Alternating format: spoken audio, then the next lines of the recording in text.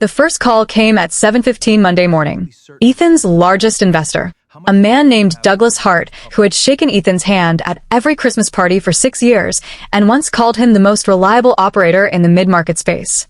The call lasted 90 seconds. Douglas did not raise his voice.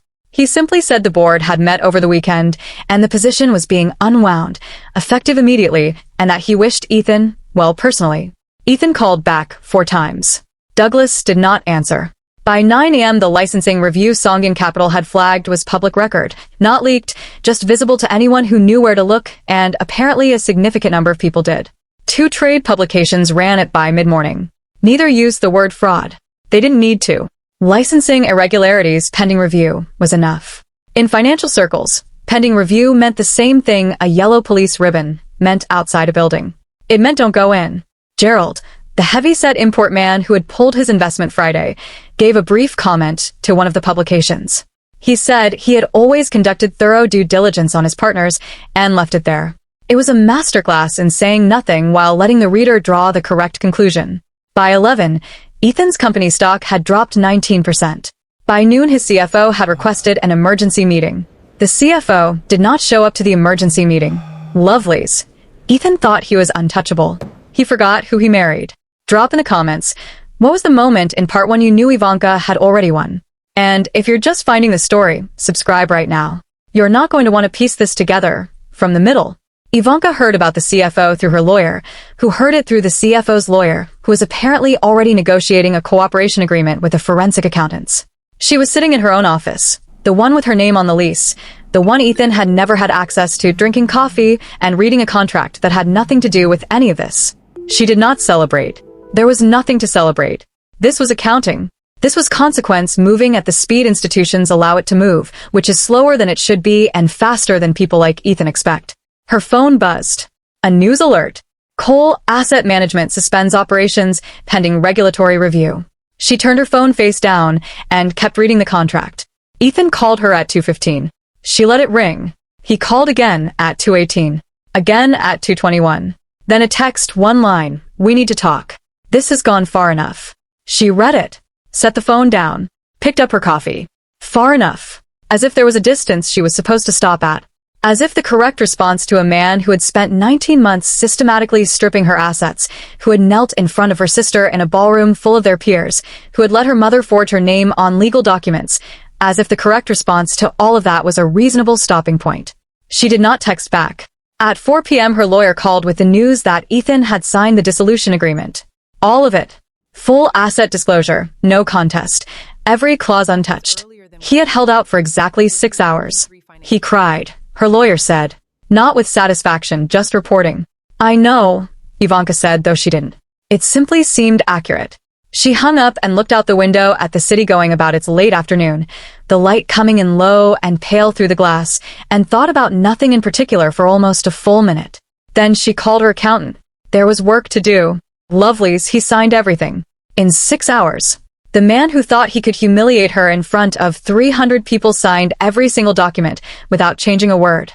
Tell me in the comments, what do you think Ethan felt the moment he picked up that pen? Because I have a theory. Subscribe if you haven't.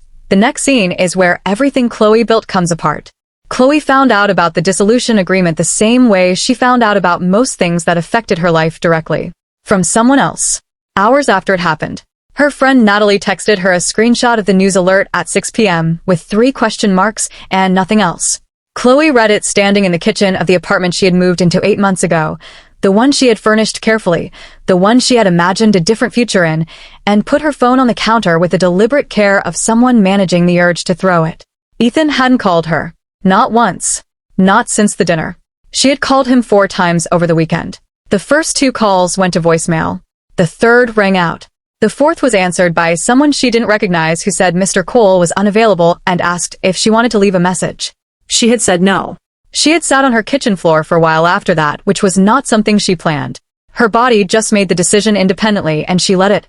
His name was Bruce. Chloe's fiancé. Chloe had been with him for 3 years before the affair with Ethan began. She had told herself she'd ended things cleanly. She had told herself a lot of things. Bruce posted on Tuesday morning. Not a statement. Or a careful public relations exercise. A thread. 11 posts. Each one time-stamped, each one specific. Hotel receipts with her name on them, messages she had sent from a phone she no longer used, photographs she had no idea he had. He had been collecting for 8 months. The thread went viral by noon because they had watched a woman stand in a ballroom and perform grief and shock and reluctant love for an audience. And now the receipts showed the timeline, and the timeline showed that every expression Chloe had arranged her face into that night had been constructed over 8 months of deliberate choices. The comments were not kind. Chloe turned her phone off at 12:30 and did not turn it back on until 3, by which point there were 11,000 of them. She called Ethan one more time. The number had been disconnected. Psychologists call it a status collapse, the rapid, simultaneous loss of social standing, romantic partnership, and public identity. Studies show it activates the same neurological pain response as physical injury. The brain, quite literally, cannot tell the difference between heartbreak and being hit. She sat with that for a long time. The apartment was very quiet. Outside, the city moved, traffic, voices, someone's music through the wall, all of it indifferent to the specific shape of what was happening inside this kitchen. Chloe had spent her whole life being chosen. By her mother, who had always preferred her and made sure Ivanka felt it. By friends who found her easier and more fun than her serious older sister. By men who noticed her first in any room the two of them entered together. She had built her sense of herself on it, the quiet, unexamined certainty that being chosen was her natural condition.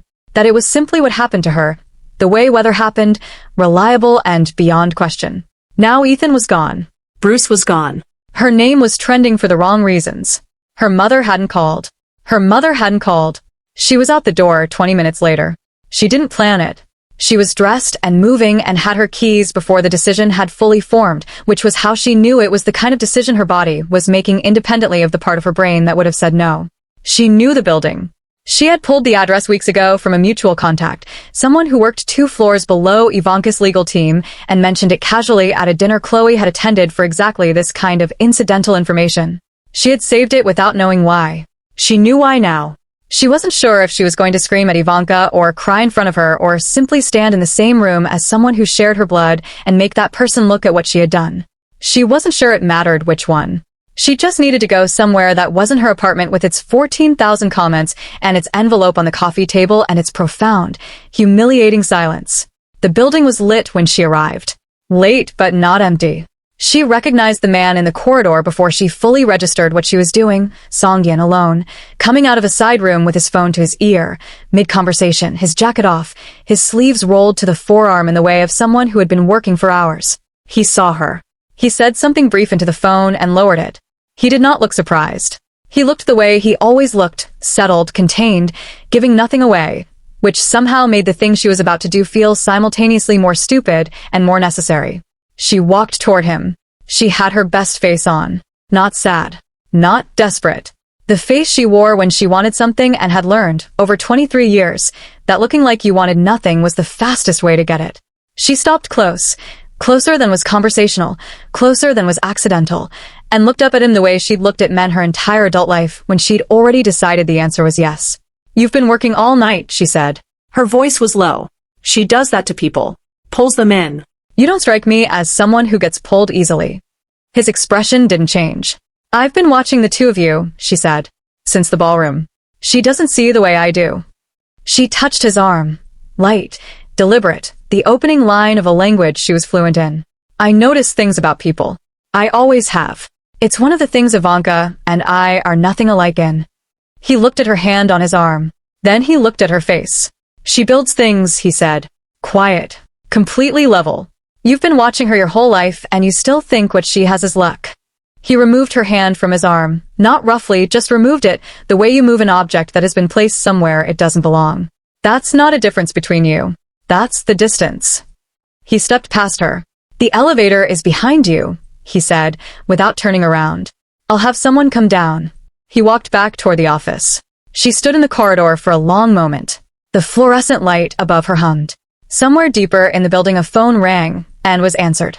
The ordinary sounds of people doing important work at 11 p.m. for a woman who had just, again, been given everything while Chloe stood in a corridor being redirected to the elevator, like a visitor who had come to the wrong floor. She didn't take the elevator. She followed him in.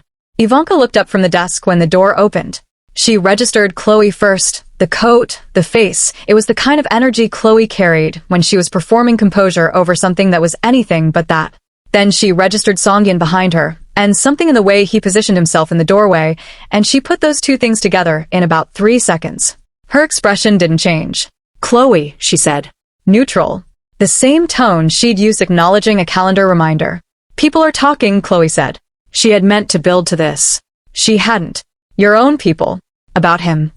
A gesture towards Songyin that was meant to look casual and didn't. About what he actually wants from this. From you.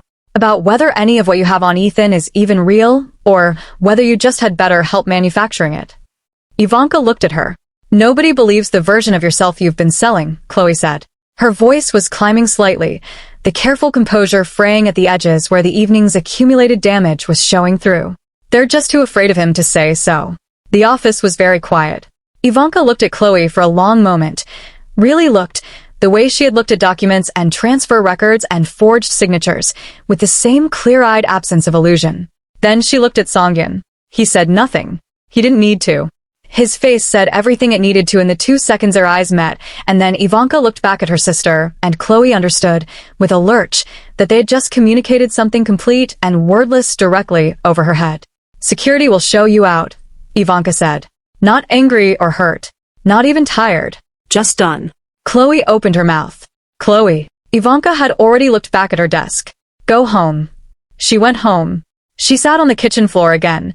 The same floor, the same position, the same walls, and she stayed there until the feeling in her legs went from cold to numb, and the envelope on the coffee table above her head seemed to pulse with the specific gravity of the only option she hadn't exhausted yet. She got up. Chloe looked at her phone screen. The missed calls, the notifications she'd silenced, the thread she'd stopped reading at Post 7 because Post 7 had a photograph she didn't know existed. She opened her contacts. She scrolled past Ethan's disconnected number, past Bruce, past Natalie, who had sent 3 question marks and gone quiet, past her mother, who had her phone and was choosing not to use it. She stopped on a name she had saved 11 months ago and never used. Young Kyung Park. Her uncle. Chloe stared at the name for a long time. She was not naive enough to think this was a good idea. She called him anyway. It rang twice. He picked up on the 3rd ring, and his voice when he answered was calm and unsurprised, the voice of a man who had been expecting this call and had simply been waiting for her to make it. "Chloe," he said. Just her name. Warm, almost gentle, like he'd been waiting to help all along. Her hand tightened on the phone. She knew, somewhere underneath the relief of being spoken to kindly, that she had just done something she could not undo. She kept talking anyway. Nobody heard from the uncle for 4 days. That was the first thing that made Songyin's team nervous. Not a response, not a countermove, or a lawyer's letter or a frozen account, or anything that resembled the behavior of a man whose entire financial structure had just been exposed to regulatory scrutiny across 3 jurisdictions. Just silence. And silence from Young Kyung Park, Songyin's head of operations explained carefully, was not the same thing as an action. It meant he was already moving and didn't need you to know about it yet. Ivanka spent those 4 days rebuilding. Not emotionally, because there was nothing to rebuild there. She had processed her marriage in a hotel suite over 6 months and came out the other side with clean hands and a folder of evidence. What needed rebuilding was the accounts. Holdings. The property transfers her mother had authorized under forged signatures where each filing required documentation that had to be precise enough to survive a challenge from lawyers who were significantly better paid than hers. She worked 12-hour days. She ate at her desk. She slept 6 hours because 6 was enough, and anything more felt like time she wasn't using. Songyin came by the office on Wednesday evening, without calling ahead. She looked up from her laptop when he walked in, registered him, and looked back at the screen. "You could text," she said. "I was in the building." He set a paper bag on the corner of her desk. Food, by the smell of it, something warm, Korean, the faint char of grilled meat underneath a layer of sesame. "You haven't eaten since this morning." She looked at the bag. Then at him. "Are you having me watched? My driver noticed your car hasn't moved." "That's the same thing." He sat down across from her without being invited and looked at the documents spread across her desk with the calm attention of a man reviewing something he has a stake in. Which he did. Which she was aware of every time she remembered that the reason his forensic accountants were the best available was because he had used them before, in situations she didn't have full visibility into yet. She reached for the bag. He waited until she had opened it and taken the first bite before he said anything. He called this afternoon. She put the food down. My direct line, Songin said. Not through intermediaries or lawyers. My direct line, which has changed 4 times in 3 years, which means he has someone inside a network I thought was clean. The office was quiet. Her laptop fan. Traffic 14 floors below. What did he say? She said. Songin was quiet for a moment. Not hesitating. Processing the decision of how much to give her, and in what order. She recognized the pause. She had seen in the hotel suite when he'd turned the corporate structure diagram toward her. He did it when the information was bad enough that he was choosing his entry point carefully. He said, "Congratulations," Songin said. She waited. He said Ivanka's father would have been proud. He said it the way someone says something they know will be heard twice, once on the surface, once underneath. He looked at her steadily. Then he said that young people often win battles they don't understand and lose wars they didn't know they were in. The room was very still. Then he hung up, Songin said. 43 seconds total. Intelligence agencies classify this type of communication as a dominance call, contact made not to negotiate or threaten, but purely to establish psychological hierarchy. The goal is not to intimidate. It is to remind the recipient that the caller does not need to. Ivanka picked up her food again. Songin watched her do it, and she knew he was reading her the same way she read him, looking for the thing underneath the behavior, trying to calculate how much was composure and how much was processing. She chewed, swallowed, took a breath through her nose. He's been silent for 4 days, she said. He makes a 43-second call. He says nothing actionable. No threats, no demands, no offers. She set the container down. He wanted to know if you tell me. Songin's expression didn't change. He's testing whether we share information, she said. If you tell me, we're a unit and he needs a different strategy. If you don't tell me, he has a wedge. She looked at him. How long did you wait before coming here? 2 hours. What were you doing for 2 hours? Deciding. She held his gaze. The city moved behind him through the window, indifferent and lit. He knows you, she said. Personally. Not just professionally. Yes. How? Songin looked at the desk. At her father's name on one of the documents spread between them. That's a longer conversation, he said. I have time. Not tonight. He stood. Tonight you need to sleep more than 6 hours, and I need to find out who in my network gave him that number. She wanted to push. She didn't, because she had learned in the last 2 weeks that Songin withheld things in a specific manner, and pushing before he was ready produced less information than waiting until he arrived at it himself. He was almost at the door when she spoke. He said my father would have been proud, she said. Why would he say that? Songin stopped. He didn't turn around immediately. When he did, his face had something on it she hadn't seen before, not quite pain, something she couldn't place. Because he knew your father, Songin said. And he knows exactly what that would cost you to hear. He left. Ivanka sat alone in her office with the food going cold beside her laptop and the documents spread across her desk and the sound of his words sitting in the room like something with weight. She did not sleep more than 6 hours. She noticed it the next morning. It wasn't dramatic, but rather a small one, the kind of thing you only catch if you have been paying attention to a person long enough. Songin arrived at 9. He had 2 of his own team with him, which was normal, and a new phone, which was not, or rather, the speed with which he'd replaced it was not. In the 3 weeks she had known him closely, he moved methodically, changed nothing without clear reason, kept his operations consistent. A new phone 20 hours after discovering a compromised line was fast. Fast meant the call had shaken something loose that he hadn't shown her. She said nothing about it. They worked through the morning, her legal team, his forensic accountants, and one of his senior people, a woman named Jian who spoke 4 languages and had the energy of someone who had not slept since the ballroom and considered this a reasonable state of affairs. They mapped the full structure of her uncle's holdings, cross-referenced against the domestic account movements. It was meticulous. It was necessary. It also, Ivanka noticed, kept the conversation entirely technical. Every time she moved toward the question of her uncle's history with Songin, the work absorbed it. A document needed reviewing. Jian had a figure that required clarification. Someone's phone rang. By noon she was certain it was deliberate. She let it go until after lunch, when the team took a break and Songin stood at the window with his coffee and looked at the city with the stillness of a man who thought he was alone. Ji-yun pulled 3 names from the network, she said from the desk. For the compromised line. 2 names, he said. One was already eliminated. You eliminated someone from your own network in 20 hours. Removed, he said. From the network. Not a pause. Eliminated. I know what you meant. She stood. I also know you've been steering this morning. Every time I get close to asking about the call, you redirect to the documents. She crossed the room and stood beside him at the window. Not confrontational, just close enough that looking away from her required a choice. You've known this man a long time. The call shook you in a way that the documents don't. I need to know why. He drank his coffee. Below them, the city moved through its Thursday afternoon. Deliveries, taxis, a school group crossing at the light, the whole indifferent volume of ordinary life. My father worked for him, Songyun said. She waited. Not directly, though. Through a subsidiary that your uncle controlled. My father thought he was working for a legitimate logistics firm, and for the first 3 years he was. Then the firm became something else, and by the time my father understood what he was inside of, leaving wasn't simple. He didn't look at her. He tried to leave. Your uncle made an example of what happened when people tried to leave. The coffee cup in his hand was perfectly still. How old were you? She said. 17. Outside, a cloud crossed the sun, and the light in the room changed. Cooler, flatter, the city shifting from gold to gray in the space of a second. My father knew this, she said. He knew what my uncle did to your family. He was one of the only people outside the network who did. He helped my mother relocate. He gave my family cover while I figured out what to do. Songyun finally looked at her. He did it with no expectation of return. No leverage.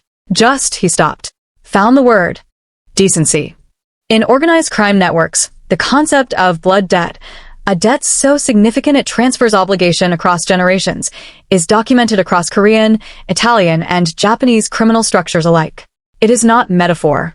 It is enforced as binding contract. Ivanka looked at his face.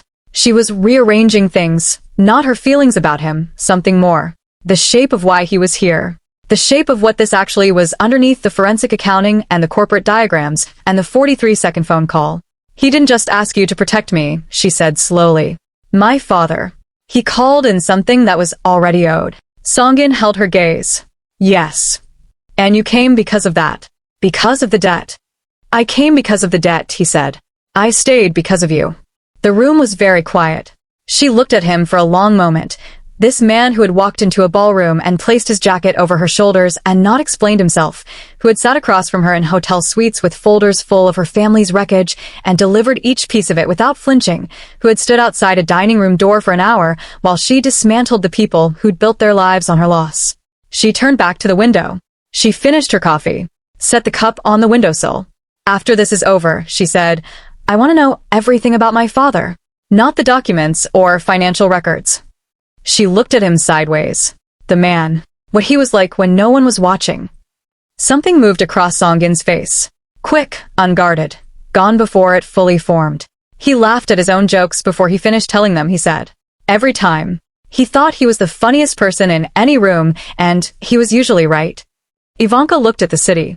Her throat tightened once, and then she didn't let it. Sounds right, she said. She picked up the cup and walked back to the desk. Come on, she said. We have work. The lawyer's name was Mr. Ade Banwo. Ivanka had never heard of him. His firm was small, 3 people, an office in a quiet part of the city. He had called her direct line on a Thursday morning, introduced himself in 2 sentences, and said he had been holding something in trust for 11 years and believed the time had come to deliver it. She almost didn't go. Songyun's reaction when she told him changed her mind. He went very still and asked for the lawyer's full name, the firm registration, the direct number. He made one call she wasn't party to and came back 2 minutes later. Go, he said. I'll come with you. You know who he is. Your father mentioned him once. A long time ago. He picked up his jacket. Let's go. Banwo's office smelled of old paper and decent coffee. Framed certificates on one wall, a window overlooking a courtyard with a tree that had dropped most of its leaves. He was 60, perhaps 65, with the patient manner of a man who had been waiting a long time for a specific appointment and was quietly relieved it had finally arrived. He shook Ivanka's hand, then Songyun's, and held it a half-second longer than necessary, reading his face the way people do when they are checking a memory against a present reality. You're taller than he said, Banwo told Songyun. Songyun said nothing. Banwo sat. He opened his desk drawer and removed an envelope, cream-colored, thick, sealed with wax that had been pressed with a ring stamp. Her father's ring. She recognized the shape of it from childhood. a signet he had worn on his right hand every day of her life until the day he couldn't anymore. He placed it in front of her. Her name on the front. His handwriting. She had not seen his handwriting in 11 years. Her hands were steady when she picked it up. They were not steady when she broke the seal. She read it twice before she spoke. The first read was automatic, her eyes moving across the page, absorbing words without yet assembling them into full meaning. The second read was slower, deliberate, each paragraph landing the way it was meant to. Her father had written it 2 years before he died. His handwriting was neat in the early pages, slightly looser toward the end. She could see where his hand had tired, where he had pressed harder to keep the letters clean. He knew, the letter said. Not suspected. Knew. He had known about his brother-in-law's network for 3 years before he died. Had discovered it accidentally through a freight irregularity. The same corridor, the same structure that Songyin's subsidiary had flagged 8 months ago, as if the thing had a gravity that pulled people back to it regardless of the decade. He had spent those 3 years building a quiet record. Documents. Transfers. Names. A complete parallel account of everything Yongkyung Park had constructed inside and around his estate. He had not gone to the authorities.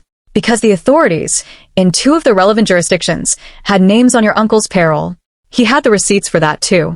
Instead, he had gone to Banwo, given him the full record in sealed trust, and written instructions for when and how it should be delivered. The trigger condition, the letter said, is if anything happens to me that cannot be fully explained. Ade will know. Ivanka looked up at Banwo. He came to me 8 weeks after his cardiac workup. Banwo said quietly. He was in perfect health, by every medical measure. He wanted to make sure someone outside the family held this. A dead man switch, a legal mechanism activated by a person's death or incapacitation, is most commonly associated with espionage, but is used in an estimated 12% of high-risk civil litigation cases globally. Courts in the UK have upheld sealed trust triggers as admissible evidence in criminal proceedings. The letter continued. Halfway down the 3rd page, her father addressed Songyin directly. If he is with you when you read this, and I believe he will be, because he is the kind of man who keeps his word even when it costs him, tell him I never considered the debt real. What I did for his family, I did because it was right. But I am asking him anyway. Not because he owes me. Because he is the only person I trust with both of you. Ivanka set the page flat on the desk. She did not look at Songyin. She didn't need to. She could feel the quality of his silence from across the room. Dense and complicated and old. The silence of a man sitting inside something he had been carrying for over a decade. There's a secondary envelope, Banwo said. He placed it on the desk beside the first. Smaller. Sealed the same way. He said you'd know when to open it, Banwo said. He said you'd feel it. Ivanka looked at the second envelope. Her name again. His handwriting again. But underneath her name, 3 words in smaller script she had to lean forward to read. Not yet, love. Her breath went out of her. Just once. Just for a second. Then she picked up the first letter again and turned to the final page. The last paragraph was short. Whatever they built on, Ivanka, whatever they used and stole and converted, it was always yours. I made sure of that. Banwo has what you need. Songyin knows the rest. Trust him. Trust yourself. You were always the one I didn't worry about. That was never a small thing. That was everything. She folded the letter carefully along its original creases. She put it back in the envelope. She held the envelope in her lap and looked at the tree in the courtyard through Banwo's window, bare-branched, very still, the sky behind it the flat white of a morning that hadn't decided what it wanted to be yet. What's in the secondary file? Songyin said. To Banwo. His voice was even. The full record your father built, Banwo said. Every document. Every transfer.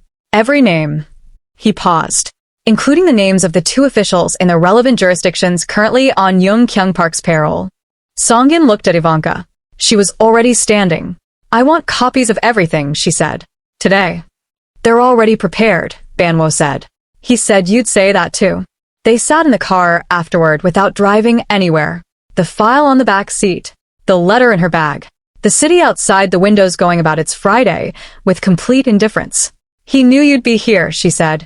Yes. He planned for you. Specifically. Yes. She looked out the windscreen at the courtyard gate, the pavement, a woman walking a dog with great purpose in the direction of nowhere important. He was scared, she said. He didn't show it, but he was scared enough to build all of this. The lawyer, the trust, the trigger condition. Her voice was even. He knew his brother-in-law was capable of it. Songin didn't qualify that or soften it. He let it be what it was. The two officials on the payroll, she said. Can you work around them? Already thinking about it. Then let's go. She looked at him. My father spent 3 years building this case alone, in secret, while the man who was dismantling him sat at his dinner table. She held Songin's gaze. We have each other, and we have everything he built. I'd like to move faster than 3 years. Songin started the car. Yongkyung Park called Chloe back the morning after she rang him. Not the same night. That would have been too eager, and he was not an eager man. He let her sit with the call for 14 hours first. Let her wonder if he would respond at all. Let her feel, in the silence, the specific vulnerability of a person who has reached out to someone more powerful than themselves and now has to wait to find out if they matter enough to hear back. He called at 9 a.m. precisely. I owe you an apology, he said, before she could speak. Your mother should have introduced us properly years ago. That was her failure, not yours. Chloe's grip on the phone loosened slightly. That was all it took. One sentence that placed the blame somewhere other than on her, delivered in a warm, unhurried voice that sounded, in a way that turned her stomach slightly even as she registered it, not entirely unlike her father's. He suggested breakfast. A restaurant she recognized, quiet, expensive, the kind of place where conversations didn't travel. She said yes. He was already seated when she arrived. 61 years old, and built like a man who had decided somewhere in his 40s that he would simply refuse to diminish. Broad-shouldered, dark-suited, his hair both silver and black lining competing for dominance. He stood when she walked in and shook her hand with both of his. You look like your mother, he said. When she was happy. Chloe sat down. She had prepared herself, on the way here, to be sharp, guarded, to take what was useful and give nothing back. She was not stupid. She knew what this man was. She had seen the documents. She had read enough of the forensic accounting report before she'd closed it to understand the shape of what her uncle had been doing for 14 years. She knew, and she was here, anyway, because Ethan's number was disconnected and Marcus's thread had 11,000 comments and her mother still hadn't called, and the alternative to this breakfast was her apartment and her own head and 3 more days of both. Tell me about her, Chloe said. My mother. When she was happy. He smiled. And something about the smile, the way it arrived fully formed and sat on his face, without quite reaching the area around his eyes, registered in Chloe's stomach as a warning she chose, deliberately, to ignore. He was very good. That was the thing nobody had prepared her for. She had expected manipulation to feel like manipulation, to feel slippery, uncomfortable, like a hand on her back pushing her somewhere she didn't want to go. Instead it felt like being understood. He asked about her work. She was a brand consultant, mid-level, good enough at it to be comfortable but never quite good enough to be proud. He listened with the focused attention of someone who found her genuinely interesting. He asked follow-up questions. He remembered details from earlier in the conversation and circled back to them. He did not mention Ivanka for the first 40 minutes. When he did, it was sideways. Careful. Your sister is talented, he said, with the tone of a man offering a genuinely neutral observation. She always was. Your father saw it and made sure everyone else did too. Chloe cut her food. He wasn't wrong, the uncle continued. She is talented. What concerns me is the company she's keeping. He lifted his coffee. Kim Song-yin is not what he presents himself as. He has his own interests in your family's estate. Interests that have nothing to do with protecting Ivanka. He seemed capable. Yes. Compelling, even. A small pause.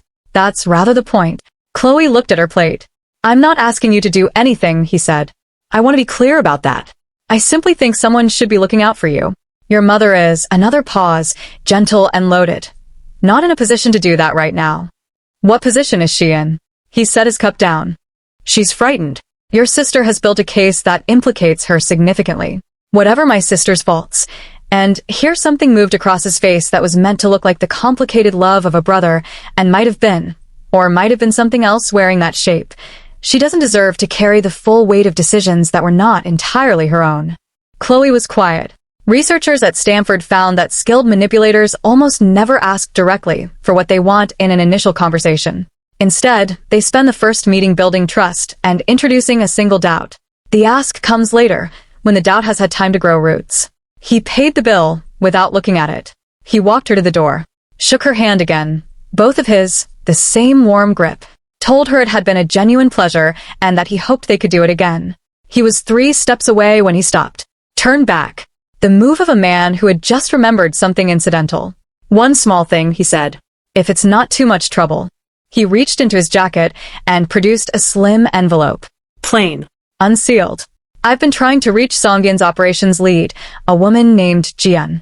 I have a proposal that might actually benefit everyone.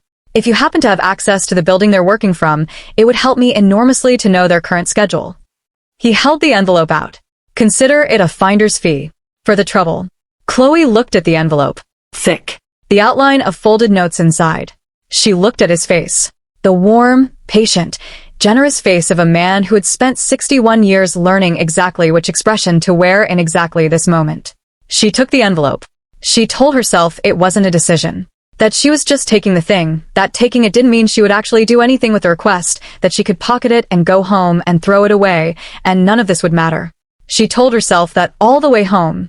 She was still telling herself that when she opened her laptop and searched the address of the building where Ivanka and Songin's team had been working for the last week. Her hand hovered over the keyboard. Marcus's thread had 14,000 comments now. Nobody had called to check on her. Not her mother. Not Ethan. Not Natalie after the 3 question marks. Nobody. She typed the address into the message field. She stared at it for a long time. Then she hit send. The reply came back in 40 seconds. A single word. Good. Chloe set her laptop on the coffee table and sat back and looked at the ceiling of her apartment for a very long time. The envelope sat on the table beside the laptop. She didn't touch it. She didn't throw it away either. Lovelies. Chloe just crossed a line she cannot uncross. She knows it. We know it. Drop in the comments. Do you feel sorry for her at all? Or is she fully cooked? Because I'm genuinely divided and I need to know where you stand. Subscribe if you haven't. What's coming in the next scene is the part I've been building toward since the ballroom. You do not want to find out about it secondhand. Ji-Yun found the breach on a Saturday. Not through anything dramatic. No alarm. No system alert. No moment of sudden realization. She was cross-referencing access logs from the building's visitor management system against their internal schedule, something she did every 72 hours as routine, and she found a 4-minute window on Friday evening where the building's external camera feed had buffered without recording. For minutes was not a technical glitch. For minutes was someone who knew what they were doing. She brought it to Songin at 7 a.m. and laid the log printout on the desk without editorializing. He looked at it for 30 seconds. Then he asked her 2 questions: which camera, and what was the coverage overlap from the adjacent feed. The adjacent feed had caught the edge of a vehicle. Partial plate. Enough. Ji-Yun ran it in 40 minutes. The vehicle was registered to a shell company. The shell company dissolved 18 months ago.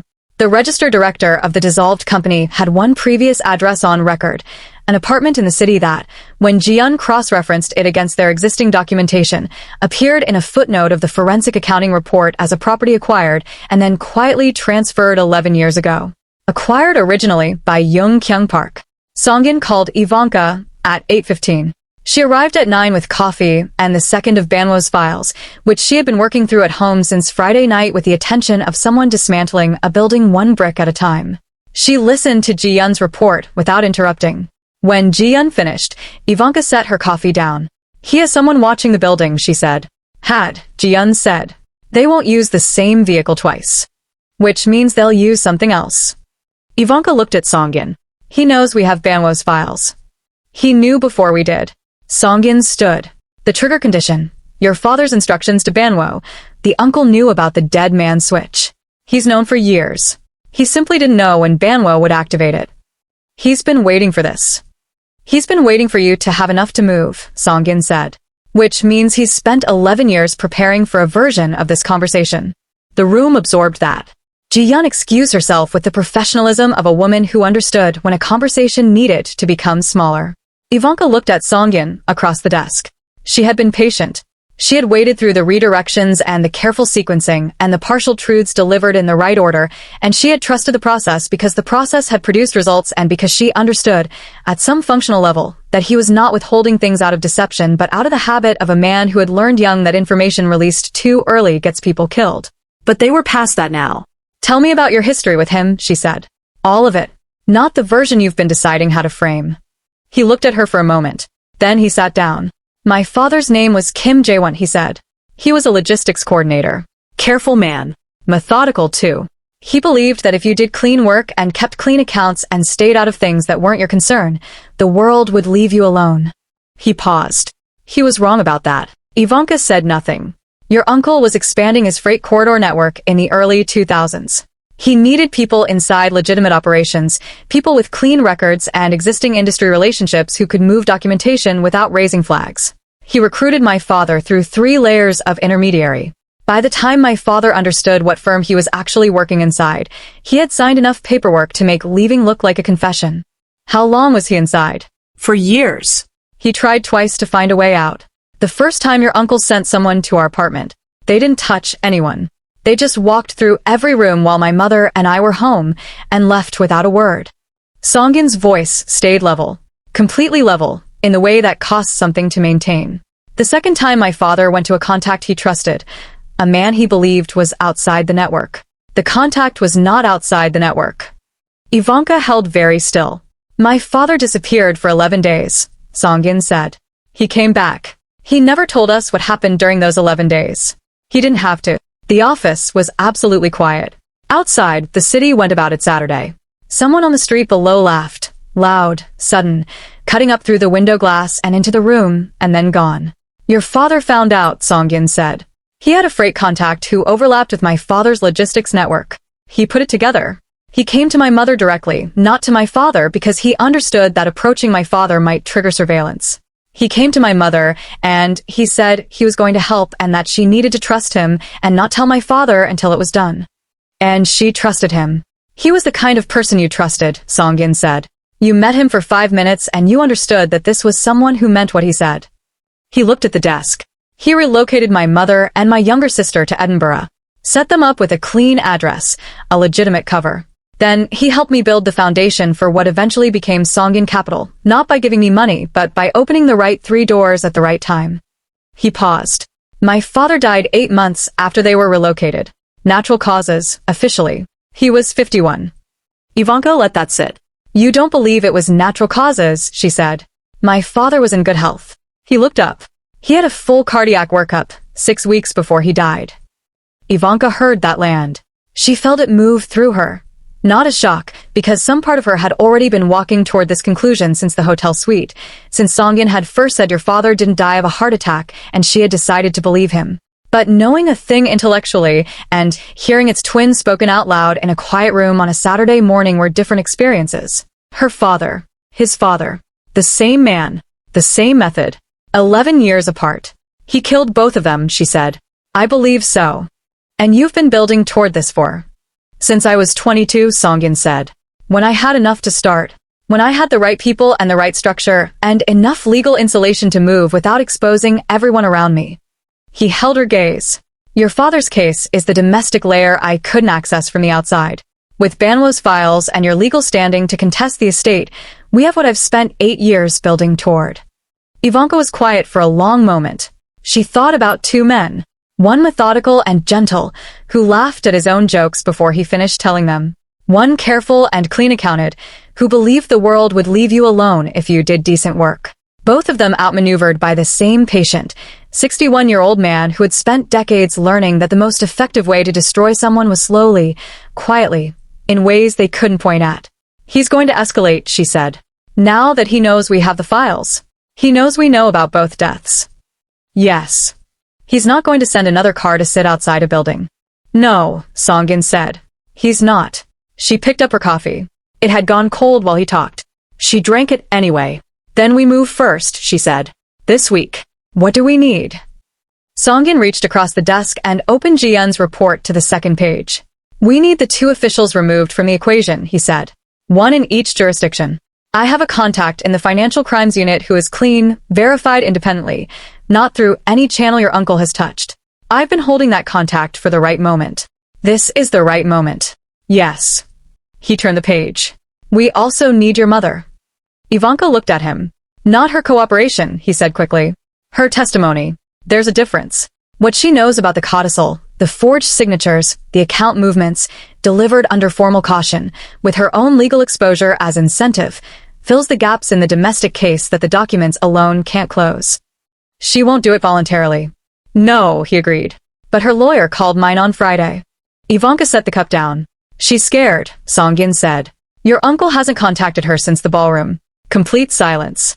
And for a woman who has spent 11 years operating under his direction, silence from him doesn't feel like peace. It feels like being cut loose. Yes. Ivanka understood that. She understood it immediately and fully because she knew her mother, knew the specific combination of vanity and anxiety that lived underneath the silver dresses and the folded hands, the part of her mother that had always needed to be standing next to the most powerful person in the room. Her uncle had just shown her mother that she was expendable. It was, Ivanka thought, probably the most honest thing he'd ever done. Tell my lawyer to take the meeting, she said. The call came on a Tuesday at 11:47 p.m. Ivanka was awake. She had been awake since 9 working through Banwo's secondary file, which contained more than she had expected, and in several places more than she was ready for, and so she was sitting at her desk in the half-dark with cold coffee and her father's handwriting when her phone lit up. Songyin. She answered before the second ring. Get dressed, he said. Car is 2 minutes away. His voice was completely controlled. That was the thing that moved her fastest. Not urgency or alarm, but the exact flatness of a man applying maximum control to something that required it. She was dressed in 90 seconds. The car took her across the city to a commercial district she knew, the area where her father's original company had been registered, where 2 of the shell companies in Banwo's file had listed their addresses. Unremarkable streets. Loading bays. The kind of area that existed to be invisible during the day and empty at night. It was not empty. 2 of Songyin's vehicles were already there. Ji-yeon stood outside the second one, on her phone, her breath visible in the cold air. 3 other men Ivanka had seen around the operation but never spoken to were positioned at intervals that stopped looking casual the moment you understood what you were looking at. Songyin met her at the car door. Her name is Park Soo-ah, he said, walking her toward the building without slowing. She's been in my legal team for 14 months. Clean background, clean record, verified through 2 independent channels when she was brought on. He pushed the door open. Tonight, Ji-yeon found a transfer, small, structured to stay under the reporting threshold, from an account 2 steps removed from your uncle's Hong Kong entity into an account registered to her mother. She's been feeding him information, Ivanka said. The building camera breach on Friday, he said. She knew our schedule. She knew which feed had the coverage gap. They moved through a bare corridor. Fluorescent light, the smell of cold concrete, and something mechanical underneath it. Where is she now? Ivanka said. Conference room. Ji-yeon brought her in an hour ago under the pretext of an urgent document review. He stopped outside a closed door. She doesn't know we have the transfer records yet. Does she know about Chloe? He looked at her. Chloe's message gave him the address, Ivanka said. Your person gave him the schedule and the camera gap. They were working the same target from 2 sides. Yes, he said. I think so. Ivanka looked at the closed door. Her father had spent 3 years building his case alone, quietly, while this man sat at his table. He had still lost. She pushed the door open. Park Soo-ah was 30 years old, small, with the careful stillness of someone who had been sitting in a room deciding how much they knew for the last hour. She looked up when Ivanka walked in. Her eyes moved, fast, involuntary, to the folder Ivanka set on the table. Ivanka sat across from her. She opened the folder, turned it to face Soo-ah. The transfer records. 3 of them. Dates, amounts, account numbers. The chain from her uncle's entity to the intermediary to Soo-ah's mother's account, laid out with the clean simplicity of something that Ji-yeon had assembled in under an hour. Soo-ah looked at the records. She said nothing. I'm not going to ask you questions, Ivanka said. I'm going to tell you what I know and what I can demonstrate, and then I'm going to tell you what happens next, and then I'm going to give you one decision to make. Soo-ah's hands were flat on the table. He paid your mother, Ivanka said. Which means he has something on you that made approaching your mother more effective than approaching you directly. She watched Soo-ah's face. He always finds the softest point of entry, not the person. The person they can't protect against. Something moved in Soo-ah's eyes. He is going to let you carry this alone, Ivanka said. Whatever he promised you, or promised your mother, he will not honor it. You are already a liability he's finished using. Soo-ah's jaw tightened. The decision is this, Ivanka said. You talk to my lawyer tonight. Everything. How he made contact, what he asked for, what you gave him. Full account.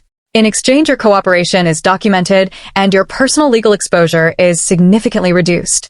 She closed the folder. Or you say nothing.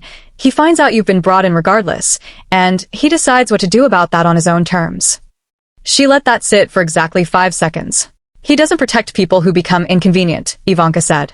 You already know that. That's why you've been sitting in this room deciding what to say for the last hour. Suwa looked at the folder. Her hands came off the table. She put them in her lap. I want the lawyer, she said, quietly, like something deflating. Ivanka nodded. She stood and walked to the door. She found Song-yin in the corridor. He looked at her face and knew without asking. She'll talk, Ivanka said. He nodded. He called Ji-yun. They stood in the corridor while the building settled around them, the hum of the lights, Ji-yun's voice through the closed door of the next room, the distant sound of a truck somewhere in the loading area outside. He has no one left inside now, Ivanka said. In this operation, Song-yin said. Yes. She heard the qualification. You think there are others? He's been doing this for 30 years, Song-yin said. I think he has people we haven't found in networks we haven't mapped and in positions we haven't thought to look at yet. He looked at her. And I think tonight was a response. Not his opening move. Ivanka leaned against the corridor wall. She was tired, genuinely. Physically tired in the way that comes not from lack of sleep, but from the sustained effort of moving through a situation that never fully resolves, that presents a new layer each time you clear the one above it. Her father had done this alone. 3 years. Alone. She had Song-yin, Ji-yun, a forensic accounting team, Banwo's files, and her own 6 months of groundwork, and it still felt like trying to map something that kept growing new rooms. What does he do next? She said. In your assessment. Honestly. Song-yin was quiet for a moment. He stops being subtle, he said. She looked at him. Everything so far has been deniable, Song-yin said. Shell companies. Intermediaries. Structured payments. A camera gap, not a camera destroyed. He held her gaze. He's run out of deniable options. The files are with your lawyers. The financial crimes contact has the jurisdictional case. Suwa is about to give a formal account. He paused. The next thing he does will not be deniable. The corridor was very quiet. Then we need to be ready for something we can't predict, she said. Yes. Tonight. Yes. She pushed off the wall. Call Ji-yun's security contact, she said. The one you've been holding back. I want coverage on Banwo's office, my lawyer's office, and my mother. She thought for half a second. And Chloe. Song-yin looked at her. She gave him the address, Ivanka said. Which means he has what he needed from her. She kept her voice flat. Which means she's expendable now too, and she doesn't know it yet. Song-yin made the call. Ivanka walked back toward the exit, through the bare corridor with the fluorescent lights and the smell of cold concrete, and pushed the door open into the night air. Cold. Clear. The city spread out ahead of her, lit and moving and indifferent. Her phone buzzed in her pocket. Unknown number. She answered. Silence on the line, 2-3 seconds of it. Then a sound she couldn't immediately place. Paper, maybe. Something unfolding. Then a voice. Older. Unhurried. Warm in the way that cost nothing and meant less. Ivanka, her uncle said. I think it's time we spoke directly. Don't you? The cold air came in off the street. She stood in the doorway between the building and the night and felt, for the first time since the ballroom, the specific weight of being looked at by someone who had known her name before she knew his. Yes, she said. Her voice didn't shake. I do. Her uncle wanted to meet in person. Not a restaurant. Not a neutral office. He named a private members club on the east side of the city, the kind of place with no sign above the door, and a membership list that had never been made public, and a staff who understood that the first requirement of their employment was a particular quality of amnesia. He gave her 48 hours. She hung up without confirming. Song-yin's reaction when she told him was immediate and unambiguous. No, he said. I haven't said I'm going. You're considering it. That's the same problem. He set down what he was holding, a report, Ji-yun's latest, which he had been reading standing up the way he did when he was too tense to sit. He chose that location because it's his. His staff, his layout, his exits. Every advantage in the room belongs to him before you walk through the door. I know that. Then you know it's not a meeting. I know what it is. She looked at him. I also know that refusing tells him we're afraid, and afraid people make defensive moves, and defensive moves hand him the upper hand. Song-yin put the report down on the desk. He looked at her across it, across the papers and the folders and the 2 weeks of accumulated evidence of everything her family had been built on and everything that had been done to it, and said nothing for long enough that the silence became its own kind of statement. What? She said. I'm trying to decide if you're right, he said.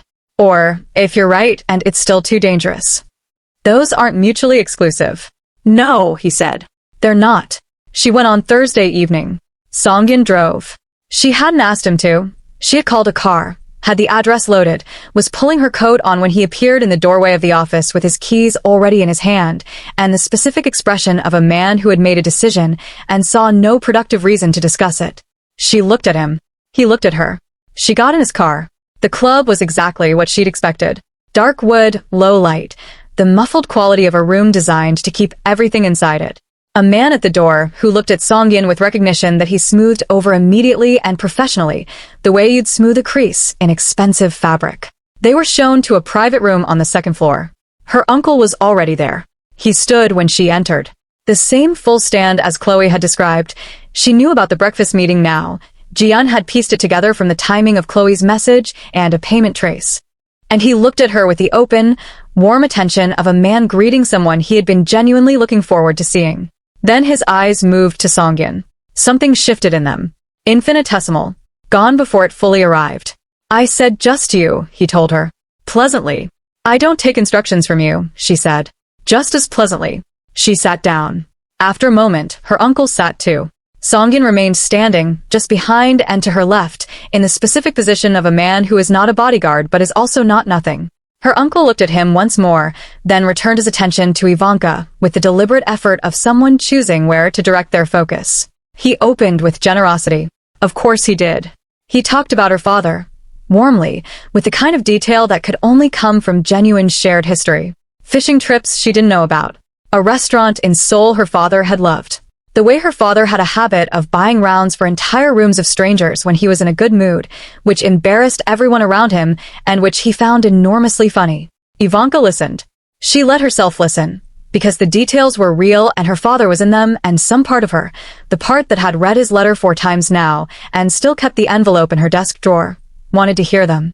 She kept her hand still in her lap and let herself want that and didn't let it move her face. "He was my closest friend for 20 years, her uncle said. "I want you to know that. Whatever else you believe about me." "I believe it," she said. He looked almost surprised. "I think you did love him," she said. "I think that's what made it easier. People don't build what you built on someone they feel nothing for.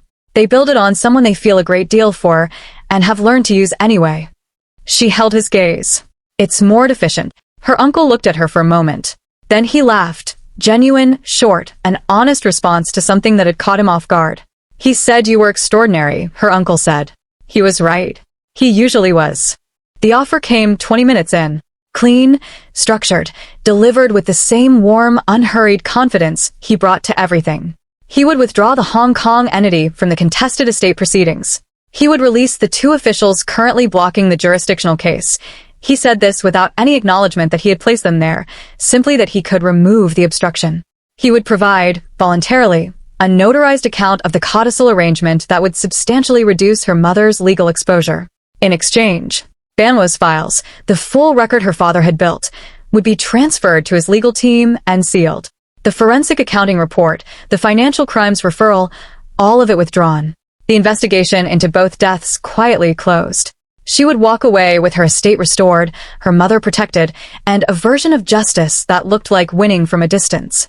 She looked at him across the table, at the warm face and the patient eyes and the 61 years of practice behind both of them.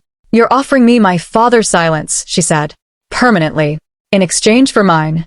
"I'm offering you your life back," he said, "without the cost of what comes next. Because what comes next, Ivanka, is not something I want for you." The room was very quiet. "That's a threat," she said. "It's a reality," he said. Delivered kindly. She stood. She picked up her bag, looked at him one final time. This man who had her father's stories in him, and her father's blood indirectly on his hands, and 61 years of patient, warm, methodical destruction behind his eyes. "My father built his case alone," she said, "in secret, while you sat at his table. He was careful and he was thorough, and he still ran out of time." She held his gaze. "I'm not alone, and I'm not running out of time." She turned toward the door. She heard him stand. She heard him say her name. Once, sharp, stripped of the warmth for the first time all evening, the voice underneath the performance finally audible. Then 3 things happened very fast. The lights went out. Not a power cut. Targeted, specific, the room and the corridor beyond it dropping into complete black simultaneously. Emergency lighting kicked in 2 seconds later, low and red, casting everything the color of a warning. Something moved in the dark to her left. And Songyin's hand found her arm in the blackout, not grabbing, not panicked, just there, immediate and certain, his grip steady and his body already between her and the direction the movement had come from. Door, he said. Quiet. Direct.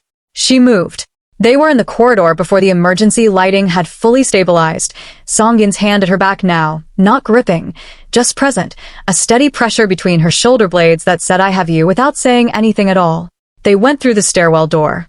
Down. Fast but controlled. She could hear him breathing, even and deliberate, the breathing of someone who had done this before in conditions worse than this. Ground floor. The entrance hall. The staff member at the door already on his radio. The front door, cold air, street. His car was 20 meters away. She didn't run. Neither did he. They walked to the car at a pace that drew no attention from the two people on the pavement, and he opened her door first. Then he was in the driver's seat and the engine was running before she had her seatbelt on. He pulled out. Smooth and unhurried. Like a man driving home from dinner. She looked at his hands on the wheel. Completely steady. She looked at her own. Also steady. They drove 3 blocks in silence. The lights, she said. His staff. A signal, something she saw or heard in the room. He wanted you separated from me. He checked the mirror. He didn't expect me to know the building layout. You knew the building layout. I had 48 hours, he said. She looked at him.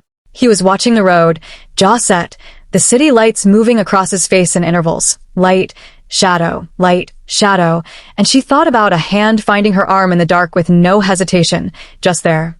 As if he had known exactly where she was in the pitch black of her room, he hadn't been able to see any better than she could.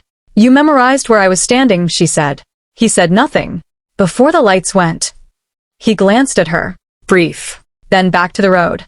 I always know where you are, he said. The words landed simply, in the quiet of the car. She looked at the road ahead.